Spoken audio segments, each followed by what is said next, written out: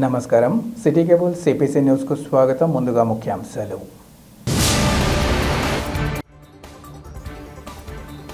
స్వచ్ఛ కడప కార్యక్రమం ద్వారా కడపను ఆదర్శ నగరంగా నిలుపుదాం. నగరవాసులకు కడప ఎమ్మెల్యే మాధవిరెడ్డి పిలుపు.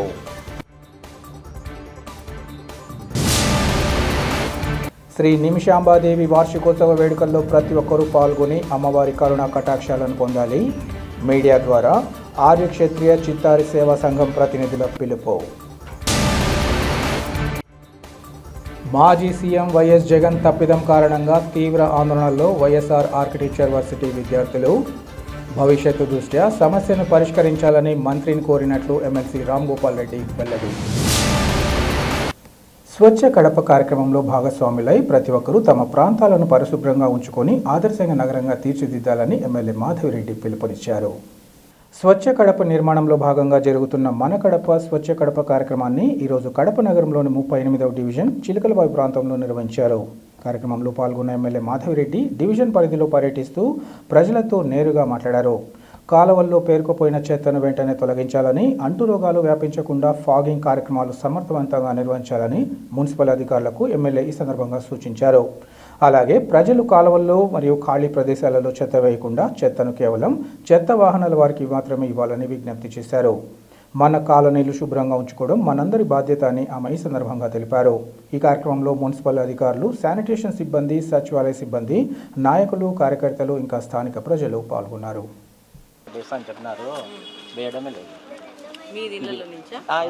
మూడు నుంచి మూడు వరకు సమస్యనే డైలీ కంప్లైంట్ చేస్తేనే వస్తారు, లేకపోతే ప్రాబ్లం. గవర్నమెంట్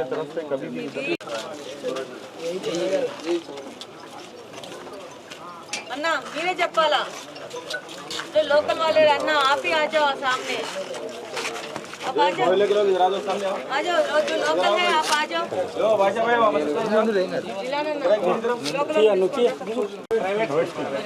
ఫ్రీ ఎడ్యుకేషన్ విద్యా హక్కు చట్టం కానీ మాకు డబ్బులు కట్టమంటున్నారు అందులో నువ్వు ఉన్నావా మేడం? మా బాబు ఉన్నారు. నేను మీకు లెటర్ పెట్టాను, మీ ఆఫీస్కి ఒక లెటర్ పెట్టాను, డైరెక్ట్ వచ్చి విజయవాడకు ఒక లెటర్ పెట్టాను, కార్పొరేషన్కి ఒక లెటర్ పెట్టాను. 3 లెటర్స్. ఏంటి విద్యా దీవెన ఇది ఏంటి పాలసీ? సరే దాంట్లో 25% అది ఎట్లా తీసుకుంటున్నారు? అంటే నీవు దాంట్లో సెలెక్ట్ అయినట్టు నీకు రాసి ఇచ్చినారు ఏమన్నా పేపర్? ఇప్పుడు గవర్నమెంట్ వదిలేదు కదా, ఇప్పుడు నోటిఫికేషన్ గవర్నమెంట్ టీచర్ మీరు ఎలిజిబిలిటీ ఎలా? మీరు బీపీఎల్ ఇప్పుడు 50% బీపీఎల్ ఉంటే 50% బీపీఎల్ క్లియర్ కదమ్మా. అందులో వాళ్ళు ఇచ్చేది ఓన్లీ 25 సీట్స్. అక్కడ ఉండేది ఓన్లీ మా బాబు ఒక్కటే మేడం. స్కూల్ మొత్తానికి ఆ సీటుకు కూడా వాళ్ళు బాధపడుతున్నారు, ఎక్కువ మంది కూడా లేరు. ఓన్లీ స్కూల్ మొత్తానికి నా బాబు ఒక్కటే ఉండేది. మేము ఒకరికి చెప్పాను, మీరు కూడా చేసుకోండి. అక్కడ కార్పొరేషన్ లెటర్ చెప్పారంటే ఇక్కడికి రాయకూడదు, నేను ఎవరికి రాయాలి? గ్రీవెన్స్ ఉన్న రోజు వచ్చేస్తే డిఈఓకు కంప్లైంట్ చేయడానికి నేను రాసిస్తాను లెటర్. ఎక్కువ సమస్య అక్కడ మొదలు పెట్టినప్పటి నుంచి మొత్తం చేసిన ప్రాబ్లం.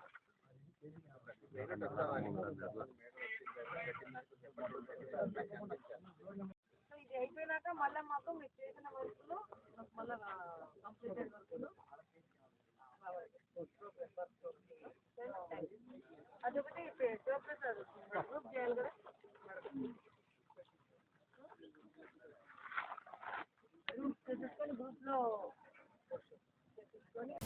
ఎంతో ఉజ్వల భవిష్యత్తును కాంక్షిస్తూ వైఎస్ఆర్ ఆర్కిటెక్చర్ యూనివర్సిటీలో చేరిన విద్యార్థులు మాజీ ముఖ్యమంత్రి వైఎస్ జగన్ తప్పిదం కారణంగా తీవ్ర ఆందోళన ఉన్నారని ఎమ్మెల్సీ భూమిరెడ్డి రాంగోపాల్ రెడ్డి తెలిపారు. ఈ మేరకు ఆయన మీడియాతో మాట్లాడుతూ జగన్ నిర్వాకంతో వైఎస్ఆర్ ఆర్కిటెక్చర్ యూనివర్సిటీ విద్యార్థుల భవిష్యత్తు అంధకారంలో పడిందన్నారు. ఎలాంటి అనుమతులు లేకుండా 2020లో యూనివర్సిటీని జగన్ ప్రభుత్వం ప్రారంభించిందన్నారు. మాజీ సీఎం వైఎస్ జగన్ సతీమణి వైఎస్ భారతి తమ్ముడిని రిజిస్ట్రార్గా నియమించి తమ కార్యకర్తలకు ఉద్యోగాలు ఇచ్చేందుకు యూనివర్సిటీని హడావిడిగా ప్రారంభించారన్నారు. జూన్కు మొదటి బ్యాచ్ విద్యార్థుల కోర్సు ముగుస్తున్న ఆర్కిటెక్చర్ కౌన్సిల్ ఆఫ్ ఇండియా యూనివర్సిటీకి అనుమతి ఇవ్వలేదన్నారు. అధికారంలో ఉన్న 4 ఏళ్లు వైఎస్ జగన్ ప్రభుత్వం అనుమతులకు దరఖాస్తు చేయకపోవడం బాధాకరమన్నారు. యూనివర్సిటీని ఎవరు ప్రారంభించినా విద్యార్థుల భవిష్యత్తు దృష్ట్యా సమస్యను పరిష్కరించాలని ఇప్పటికే మంత్రి నారా లోకేష్ను కోరినట్లు ఎమ్మెల్సీ తెలియజేశారు. మాజీ ముఖ్యమంత్రి వైఎస్ జగన్మోహన్ రెడ్డి గారు చేసిన నిర్లక్ష్యపూరిత వైఖరి వలన, ఆయన అనుభవం రాహిత్యం వలన ఈరోజు ఆర్కిటెక్చర్ యూనివర్సిటీలో చదువుతున్న విద్యార్థుల భవిష్యత్తు అగమ్యగోచరంగా మారడం జరిగింది. 2020 సంవత్సరంలో ఎలాంటి ముందు చూపు లేకోకుండా, ఎలాంటి ముందస్తు ఆలోచన లేకుండా, ఎలాంటి ప్రణాళిక లేకుండా కేవలం తన తండ్రి గారి పేరు ఉండాలని చెప్పే ఒక దుష్ట ఆలోచనతో కడపలో డాక్టర్ వైఎస్ఆర్ ఆర్కిటెక్చర్ యూనివర్సిటీని ఏర్పాటు చేయడం జరిగింది. యూనివర్సిటీని ఏర్పాటు చేసినప్పుడు ఏదైనా కూడా ఆ యూనివర్సిటీకి సంబంధించిన అనుమతులను తీసుకోవాల్సిన అవసరం ఉంటుంది. ఒక మెడికల్ కాలేజీ ప్రారంభించాలంటే national medical council of India వారి అనుమతి తీసుకోవాలా. వాళ్ళన్నిటిని కూడా పరీక్షించిన తర్వాత, ఇన్స్పెక్షన్ చేసిన తర్వాత సంబంధిత కాలేజీ నడపాలా లేదా అని చెప్పి అనుమతులు ఇవ్వడం జరుగుతుంది.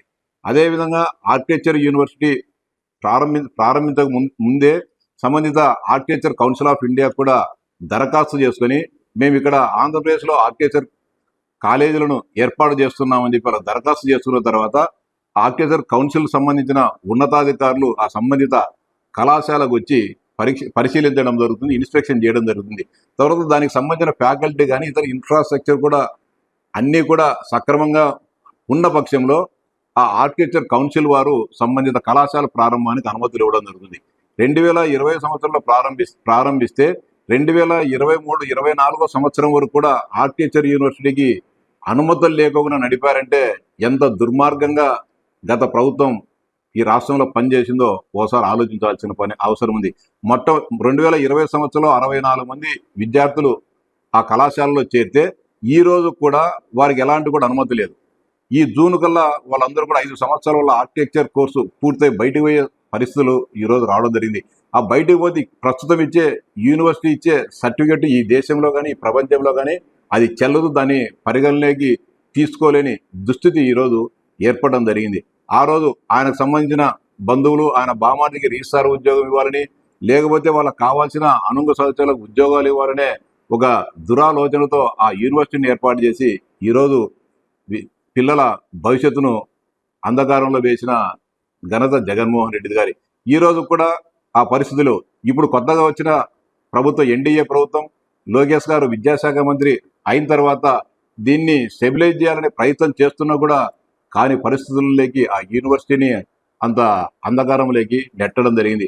కొత్తగా వచ్చిన వీసీ గారు అనేక ఆపసోపాలు పడిన తర్వాత 2022, 23, 24 సంబంధించిన అనుమతులు ఈ ఆర్కిటెక్చర్ కౌన్సిల్ ఇవ్వడం జరిగింది. ఈ రోజు కూడా మొదటి బ్యాచ్కు సంబంధించిన విద్యార్థులు బయటికి పోతా ఉంటే అనేక రకాలైన అభ్యంతరాలు ఆర్కిటెక్చర్ కౌన్సిల్ వారు చెప్పడం జరిగింది. దీనికంతా కూడా జగన్మోహన్ రెడ్డి గారు నేను విద్యకు సంబంధించి ఎన్నో పెద్ద పెద్ద సంస్కరణలు చేశానని చెప్పి చెప్పడం జరిగింది. ఈరోజు 64 మంది విద్యార్థుల భవిష్యత్ అంధకారంలో పడడానికి కారణం జగన్మోహన్ రెడ్డి అనే విషయాన్ని మీ దృష్టికి తీసుకొని వస్తాను. ఇవన్నిటి కూడా వారందరూ కూడా ఈరోజు ఇబ్బందులు పడుతున్నారు, మా భవిష్యత్ ఏందని చెప్పి పిల్లలు ఆందోళన చెందుతున్న పరిస్థితులలో ఈ విషయాన్ని గౌరవ విద్యాశాఖ మంత్రి లోకేష్ గారి దృష్టికి తీసుకోబోవడం జరిగింది. ఆయన కూడా సానుకూలంగా స్పందించి ఏ ప్రభుత్వంలో ఈ విద్యా సంస్థను నెలకొల్పినా కూడా ప్రస్తుతం మనం అధికారంలో ఉన్నాం కాబట్టి మనం బాధ్యతగా వాళ్ళందరి భవిష్యత్తుకు ఎలాంటి ఇబ్బందులు లేకోకుండా చేసే విధంగా చర్యలు తీసుకుంటామని కూడా హామీ ఇవ్వడం జరిగింది. ఈ విషయాన్ని కూడా విద్యార్థులు కూడా గమనించి ఎలాంటి ఆందోళన చెందాల్సిన అవసరం లేదు. ఖచ్చితంగా లోకేష్ బాబు గారు ఈ విషయంలో పూర్తిగా నిబద్ధతతో మనకందరికీ కూడా మంచి చేసే కార్యక్రమానికి శ్రీకారం చుట్టడం జరుగుతుంది. ఇప్పటికైనా కూడా జగన్మోహన్ రెడ్డి గారి నైజం ఏ విధంగా ఉందో, ఏ విధంగా పిల్లల భవిష్యత్తును అంధకారంలోకి నెట్టడం జరిగిందో, ఆయన చేసిన పాపాలు ఏ విధంగా శాపాలుగా మారాయో ఒకసారి గమనించాలని చెప్పి విజ్ఞప్తి చేస్తాను. ప్రొద్దుటూరు పట్టణంలో ఇటీవల చోరీ జరిగిన ప్రాంతానికి సంబంధించిన చోరీ సొత్తును స్వాధీనం చేసుకోవడంతో పాటు నిందితులను అరెస్ట్ చేసినట్లు డీఎస్పీ భావన తెలిపారు. ఈ మేరకు ఏర్పాటు చేసిన విలేకరుల సమావేశంలో డీఎస్పీ నిందితుల అరెస్టు వివరాలను వివరించారు. ప్రొద్దుటూరు 3వ పట్టణ పోలీస్ స్టేషన్ పరిధిలో గత నెల 16వ తేదీన జరిగిన చోరీ కేసులో 4 ముద్దాయిలను అరెస్ట్ చేసి వారి వద్ద నుంచి 20 లక్షల రూపాయలు విలువ చేసే 234 గ్రాముల బంగారు నగలను పోలీసులు స్వాధీనం చేసుకున్నారు. కర్ణాటక రాష్ట్రానికి చెందిన 5 మంది పాత నేరస్తులు ప్రొద్దుటూరులోని బొల్లవరంలో ఒక ఇంటిలో ఎవరూ లేని సమయంలో తాళాలు పగలగొట్టి చోరీకి పాల్పడ్డారు. కాల్ డేటా ఆధారంగా కర్ణాటక రాష్ట్రం బెల్గాంకు చెందిన 5 మంది వ్యక్తులు దొంగతనానికి పాల్పడినట్లు పోలీసులు గుర్తించారు. వారిలో 4గురిని అరెస్ట్ చేసి మీడియా ముందు హాజరుపరిచామని, త్వరలోనే మరొక ముద్దాయిని కూడా అరెస్ట్ చేస్తామన్నారు. మరొక దొంగతనం కేసులో కూడా పోలీసులు ప్రత్యేక గాలింపు చర్యలు చేపట్టారని, త్వరలో వివరాలు వెల్లడిస్తామని డీఎస్పీ భావన ఈ సందర్భంగా తెలిపారు. అండ్ మనకి actually 16th April night mid night ఒక హౌస్ బ్రేకింగ్ జరిగింది ఇక్కడ బొల్లవరంలో ప్రొద్దుటూరులో. సో దాని మేరకు 17th April మేము 3 టౌన్ లిమిట్స్లోనే ఒక కేసు కట్టాము HB by night.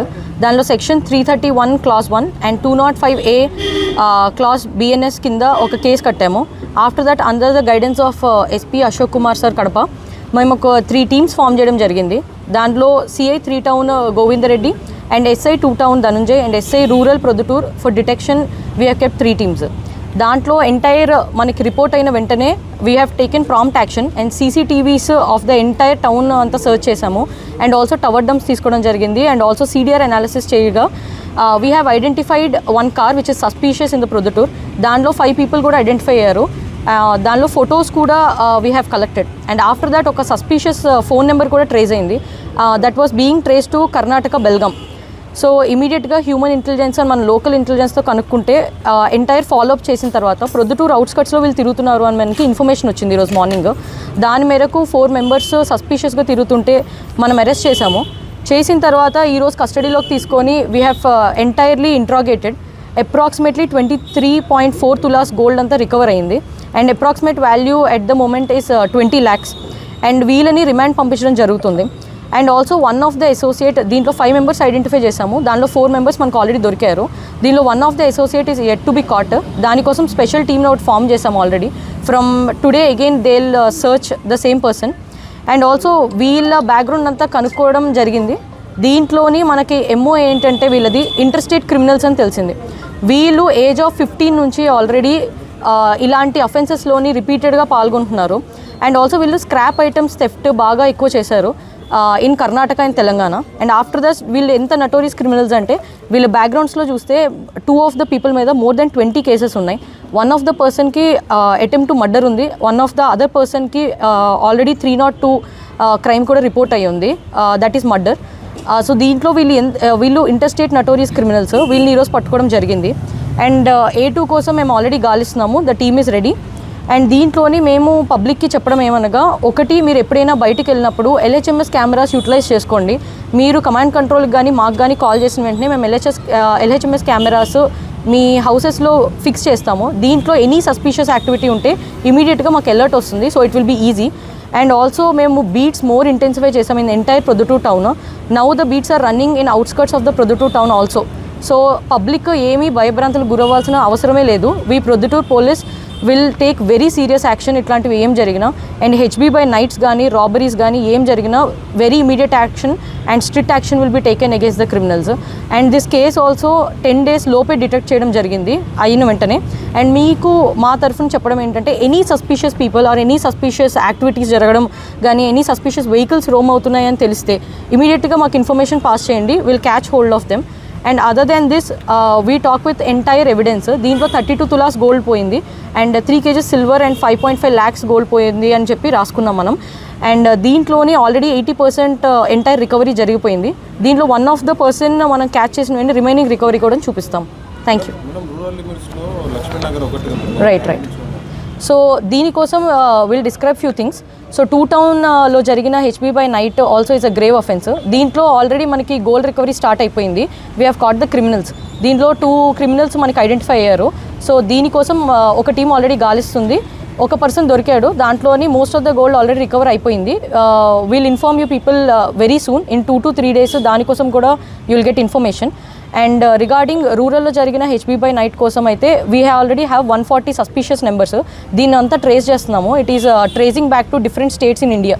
So we're assuming it is also interstate criminals చేసింది అని అనుకుంటున్నాము. సో దీనికోసం also within 10 days will catch the criminals for sure. భక్తుల పాలిట కొంగు బంగారంగా నిలుస్తున్న శ్రీ నిమిషాంబాదేవి వార్షికోత్సవ వేడుకల్లో ప్రతి ఒక్కరూ పాల్గొని అమ్మవారి కరుణా కటాక్షాలను పొందాలని ఆర్య క్షత్రియ చిత్తారి సేవా సంఘం ప్రతినిధులు కోరారు. ఈ మేరకు ఏర్పాటు చేసిన విలేకరుల సమావేశంలో వారు అమ్మవారి వార్షికోత్సవ వేడుకలను గురించి తెలియజేసి ఉత్సవాల కరపత్రాలను ఆవిష్కరించారు. కడప నగరం బెల్లంమండి వీధిలో గల శ్రీ కాశీ విశ్వనాథ స్వహిత సవిత శ్రీ నిమిషాంబదేవి వార్షికోత్సవాలలో భాగంగా ఈ నెల 7వ తేదీ ఉదయం సుప్రభాత సేవ, అలంకారం, అష్టోత్తర పూజ, మంత్రపుష్పంతో పాటు ఇతర పూజోత్సవాలలో మొదటి రోజు కార్యక్రమాలుంటాయన్నారు. 8వ తేదీ ఉదయం సాయంత్రం సామూహిక కుంకుమార్చనలు, మంగళహారతి, ఇతర పూజలు, తీర్థప్రసాద వినియోగం ఉంటుందన్నారు. 9వ తేదీన ఆయా పూజోత్సవాలతో పాటు గణపతి హోమం, రుద్రస్వాహ హోమం, లక్ష్మీనారాయణ హోమం, పంచసూక్తం. ఇక 10వ తేదీన ఉదయం 6 గంటల నుంచి వివిధ పూజోత్సవాలతో పాటు మధ్యాహ్నం 12:30 గంటలకు అన్నదానం, సాయంత్రం 5 గంటలకు అమ్మవారి గ్రామోత్సవం, రాత్రి 9 గంటలకు ఊంజల సేవ, ఏకాంత సేవ ఉంటాయన్నారు. ఈ ఉత్సవాలలో భక్తులు అధిక సంఖ్యలో పాల్గొని అమ్మవారి పట్ల తమకున్న భక్తి భావాన్ని చాటుకోవాలని వారు కోరారు. ఈ కార్యక్రమంలో ఆలయ ప్రధాన పూజారి హరిశర్మతో పాటు ఆర్య క్షత్రియ చిత్తారి సేవా సంఘం ప్రతినిధులు ఇంకా భక్తులు పాల్గొన్నారు.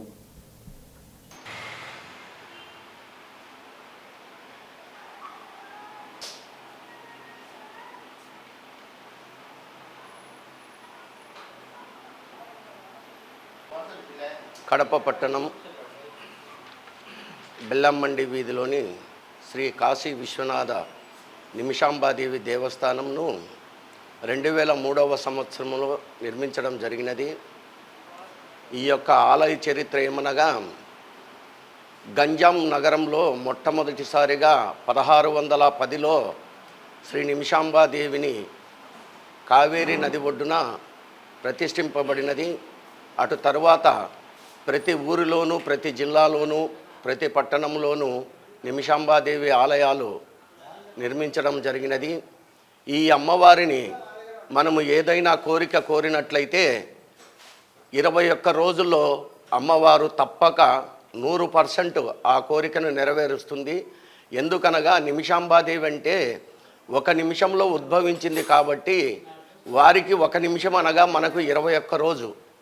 అందువలన అమ్మవారిని 21 దినము ప్రదక్షిణ చేసినట్లయితే అమ్మవారు తప్పకుండా వారి యొక్క కోరికను నెరవేరుస్తుంది అని మా ప్రగాఢ విశ్వాసము. ఈ యొక్క అమ్మవారి చరిత్ర ఏమనగా పూర్వము కృతయుగంలో సుదర్శన మహారాజు, సుశీలాదేవి అనేటువంటి దంపతులు ఉన్నారు. ముక్త మహర్షి అనేటువంటి ఋషిని వాళ్ళు ఆశ్రయించగా సంతాన యోగం కొరకు వాళ్ళు యజ్ఞము చేయమన్నారు. ఆ యజ్ఞము చేయటం వల్ల పార్వతీదేవిని వారు ఆవాహన చేసుకుంటూ ఆ యజ్ఞమును నిర్వహించడం జరిగినది. పార్వతీదేవి ఆ యజ్ఞం నందు 1 నిమిషంలో ఉద్భవించి వారికి ముక్త మహారాజు అనే ఒక బాలుని సంతానముగా ఇవ్వడం జరిగినది. ఆనాటి నుండి ఇప్పటి వరకు శ్రీ నిమిషాంబాదేవిగా ఆమె పేరు ప్రతిష్టలు ప్రగాఢంగా వెల్లవిరిసినాయి. ఈ యొక్క దేవస్థానములు ప్రతి పట్టణంలోనూ ఉన్నవి.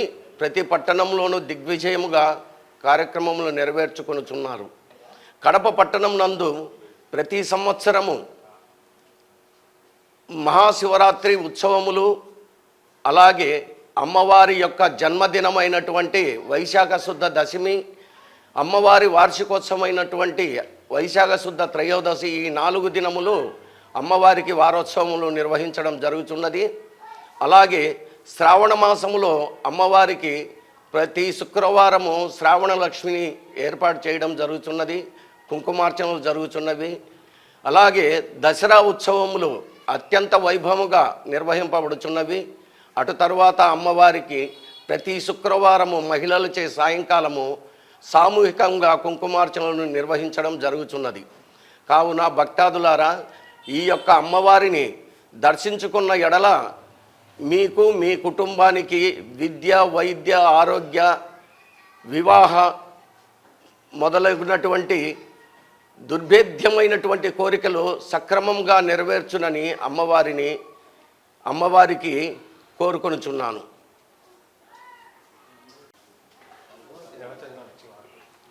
అదే విధముగా ఈ యొక్క దేవస్థానము నిర్వహించుకొనుటకు మాకు ప్రతి నెల చందాదారులుగా చాలామంది 74 మంది ఉన్నారు. వారు వారి శక్త్యానుసారము ప్రతి నెల 2,000 రూపాయలు మొదలుకొని 100 రూపాయల వరకు ఇచ్చుచున్నారు. ధూపదీప నైవేద్యముల కొరకు మరియు ప్రసాదముల కొరకు వారు సహకరించుచున్నారు. వారికి మేము హృదయపూర్వక ధన్యవాదములు తెలుపుకొనుచున్నాము.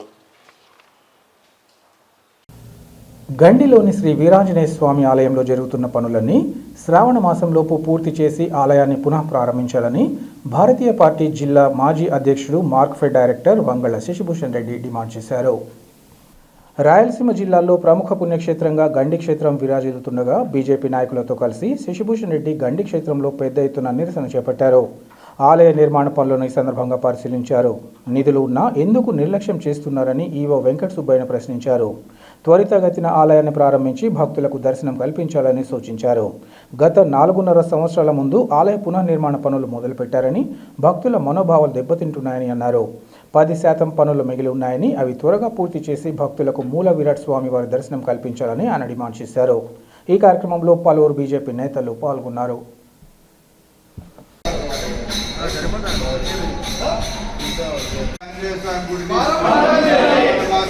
గండి ఆంజనేయ స్వామి గుడిని జై శ్రీరామ్, జై శ్రీరామ్, జై శ్రీరామ్, జై శ్రీరామ్, జై వీరాంజనేయ, జై వీరాంజనేయ.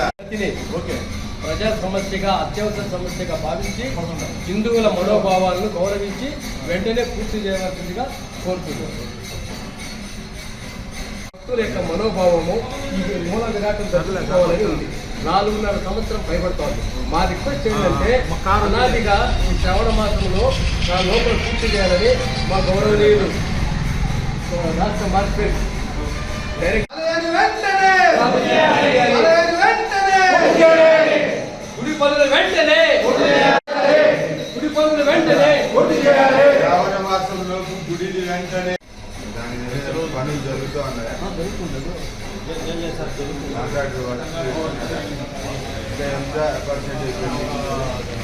మాసంలోపు వీరాంజనేయ స్వామి టెంపుల్ వెంటనే, శ్రావణ మాసంలోపు గుడి నిర్మాణ పనులు వెంటనే.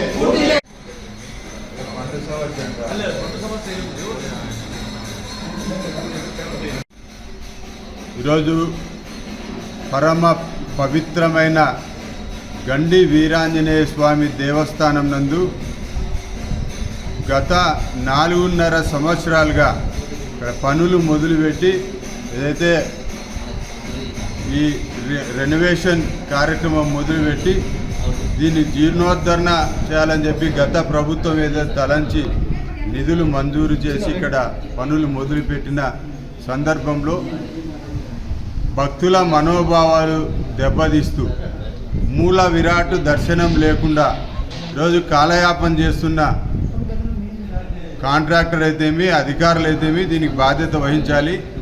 భక్తుల మనోభావాల మేరకు శ్రావణ మాసం లోపుగా 10% పనులు మిగిలి ఉన్నాయి. శ్రావణ మాసం లోపు మీరు యుద్ధ ప్రాతిపదికన ఈ పనులు పూర్తి చేసి గుడిని ప్రారంభం చేయాలి. మూల విరాట్ దర్శనాన్ని ప్రజలందరికీ కలగజేయాలని చెప్పి నేను డిమాండ్ చేస్తూ, అదేవిధంగా రాష్ట్ర నలుమూలల నుంచి పక్కన కర్ణాటక, తమిళనాడు నుంచి కూడా గండి వీరాంజనేయ స్వామికి భక్తులు ఉన్నారు. ఈరోజు ఏదో బాలాలయంలో దర్శనం చేసుకుంటూ ఉన్నాము, కానీ అందరికీ తృప్తిగా లేదు. మూల విరాట్ దర్శనం జరిగితేనే ఇక్కడ పవిత్రత ఉంటుందని చెప్పి తలంచే పరిస్థితిలో మీరు చర్యలు తీసుకొని వెంటనే మేము కూడా భారతీయ జనతా పార్టీ కడప జిల్లా తరఫున దేవాదాయ శాఖ మంత్రులు ఆనం రామనారాయణని కలిసి విజ్ఞప్తి చేస్తాము. నిధుల కొరత లేదని ఈవో గారు అంటున్నారు. మరి కాంట్రాక్టర్ కొంత చొరవ చూపి ఈ పనులు వేగవంతంగా చేయాలని చెప్పి మేము కోరుతా ఉన్నాం. ధన్యవాదాలు. వార్తలు ముగించే ముందు ముఖ్యాంశాలు మరోసారి. స్వచ్ఛ కడప కార్యక్రమం ద్వారా కడపను ఆదర్శ నగరంగా నిలుపుదాం. నగరవాసులకు కడప ఎమ్మెల్యే మాధవిరెడ్డి పిలుపు.